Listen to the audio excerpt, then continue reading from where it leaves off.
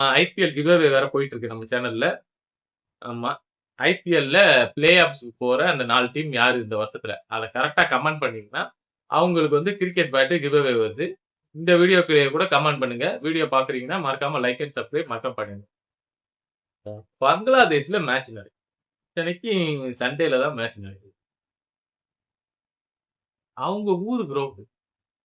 Audience பார்த்தீங்கன்னா, ஆடியன்ஸே இல்ல. கம்மியா தான் இருக்காங்க. நான் ஓடிஐ பார்த்தேன் ஆடியன்ஸ் இல்ல. 2வது ஓடிஐ பார்த்தா ஆடியன்ஸ். 3வது ஓடிஐ பார்க்குறேன். அதுலயும் ஆடியன்ஸ் கம்மியா தான் இருக்கு. அதுல பாதி பாகிஸ்தான்காரன் உட்கார்ந்திருக்கான். ஒரு பவுண்டரி அடிச்சா எல்லாத்துக்கும் ஒரே சவுண்ட். அந்த லாக்டவுன் டைம்ல கிரிக்கெட் விளையாடும்போது ஆடியன்ஸ் இல்லாதனால பவுண்டரிக்கு வந்து அவங்களே சவுண்ட் குடுத்தாங்க பார்த்தீங்களா? அந்த மாரி தான் இருக்கு இங்க அடிக்கிறது. கரெக்ட்டா ஒரு பவுண்டரி அடிக்கும்போது அதே மாரி தான் சவுண்ட் ஏறுது. அப்படியே தான் குறையுது. அப்படிதான் இருக்கு.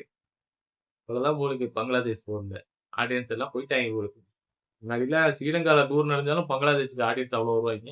இந்தியால டூர் போனாலும் பங்களாதேஷ்க்கு அவ்வளோ ஆடியன்ஸ் வந்து சப்போர்ட் பண்ணுவாங்க. இப்ப வந்து அவங்க ஊர்லயே சப்போர்ட் பண்ற மாரி ஆயிடுச்சு. பார்க்கலாம் போக போக என்ன நடக்குதுன்னு. Hello friends. Welcome back to the channel. இன்னைக்கு நம்ம பார்க்க போறது வந்து பார்த்தீங்கன்னா, பங்களாதேஷ் விசஸ் பாகிஸ்தான் மேட்சோட ஓடிஐ ரிவ்யூ தான். 3rd ODI. இதுல ஜெயிச்சா சீரிஸ் வின்னு. ஏன்னா 2 பேருமே ஆல்ரெடி ஆளுக்கு ஒண்ணு ஜெயிச்சிருந்தாங்க. ஸோ இதுல ஜெயிச்சா சீரியஸ் வின்னு. பங்களாதேஷ் ஒரு நல்ல த்ரில்லர் மேட்ச் கம்ஃபர்டபுளா வின் பண்ணிட்டாங்க பங்களாதேஷ். பங்களாதேஷ் அவங்களோட ஹோம் சீரிஸ்ல ஒரு வெற்றி கிடைச்சிருக்கு. வாங்க ரிவ்யூக்குள்ள போலாம்.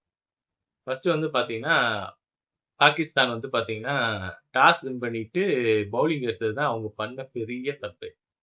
பாகிஸ்தான் வந்து டாஸ் வின் பண்ணி பவுலிங் எடுத்தது ரொம்ப பெரிய தப்பு. அவங்க பேட்டர் பெரிய ஸ்கோர் அடிக்க மாட்டாங்களோன்னு நினைச்சிட்டு இவராட்ல வந்து பவுலிங் எடுத்தாரு. இவங்க பவுலர் நல்லா போடுறாங்கல்ல, ஓப்பனிங் ஸ்பெல் நல்லா அமையும்னு நினைச்சிருந்தாரு. பட் அது அமையல. மொத 10 ஓவருக்கு விக்கெட்டே வரல. பங்களாதேஷ் கம்ஃபர்டபுளா 290 ரன் அடிச்சிருக்காரு.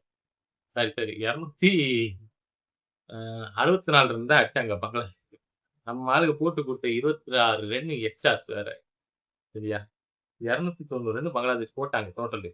அதுல தான்சீட் ஹசன் வந்து 100 அடிச்சிட்டாரு. 107 ரன்.